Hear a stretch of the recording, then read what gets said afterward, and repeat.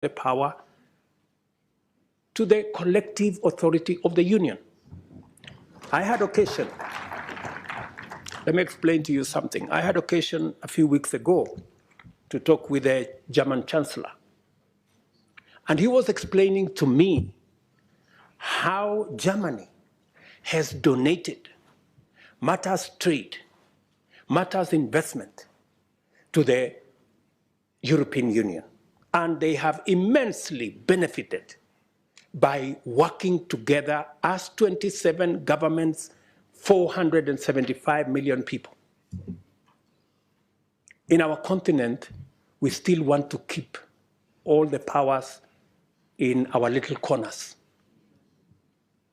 How are we going to negotiate with EU as a country? How are you going to negotiate? And this is the candid conversation we must have. The Pan-African Parliament must operate at the same level as the European Parliament. If we have to engage with the European Union on a platform as equals,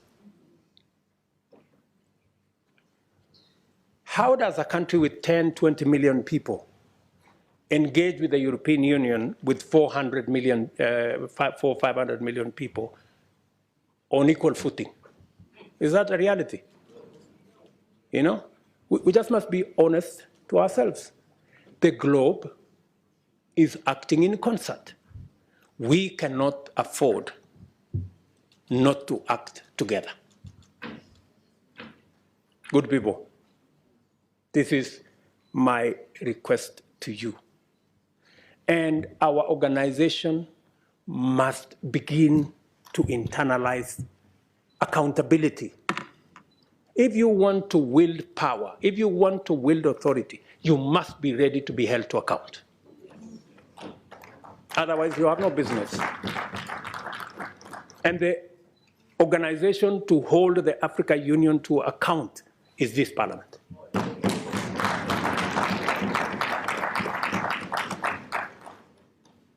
So what am I saying?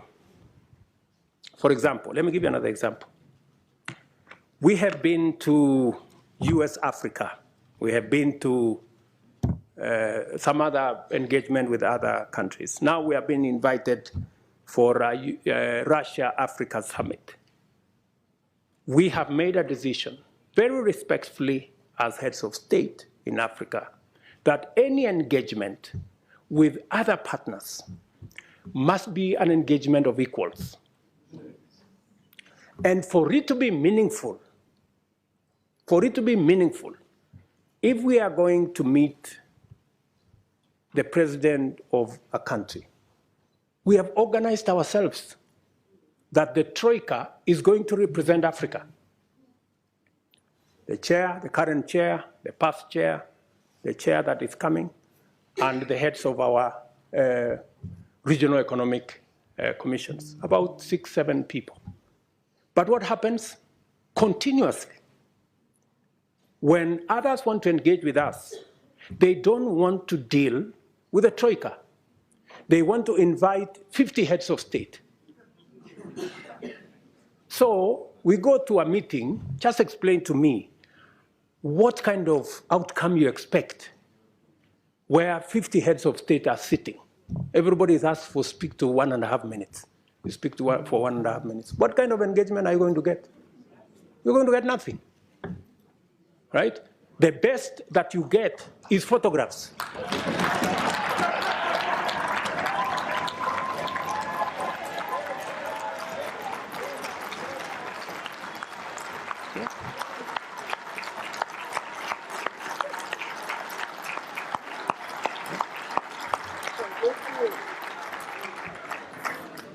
That's it.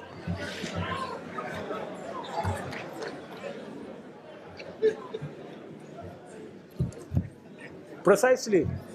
You get these photographs. They normally line us up somewhere, crowd of 50 heads of state. And that's all we come home with, because there isn't time to engage any serious country that wants to engage with Africa, yeah, must respect first our architecture. If we have said we are going to be represented by the Troika, why are you inviting 50 people unless you want to sabotage the whole discussion?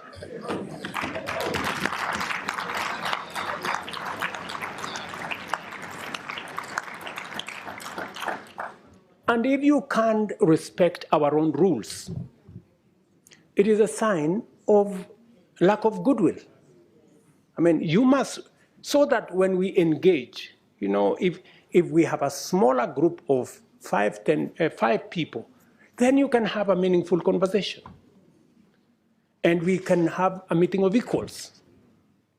But here you are, you represent 200-300 million people. You have a guy here who represents 10 people. You have another guy who represents 10 million people.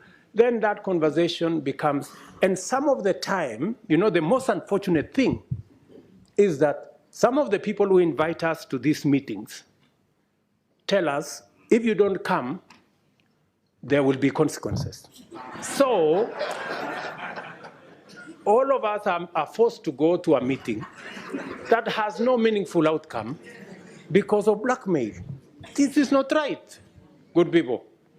You know, this is not okay, you know? So I have written to my brother who was here the other day that this time round, any other invitation, it must respect the rules of our continent. We have said any meaningful engagement, anybody who wants us to take them seriously, they must first respect our architecture. If they want a fruitful engagement, they should engage our continent in a manner that we can effectively represent our people and we can effectively discharge our mandate and articulate our issues, not in a crowd. We want to be effective. We want to engage, you know? So if you are one head of state and you want to engage all these people, surely, are you sincere, you know, in engaging in a crowd? Because some of these good people, they want to avoid any commitments, you know?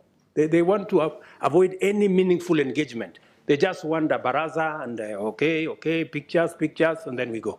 Dinner, and then, I mean, good people. We have food in our countries, at least.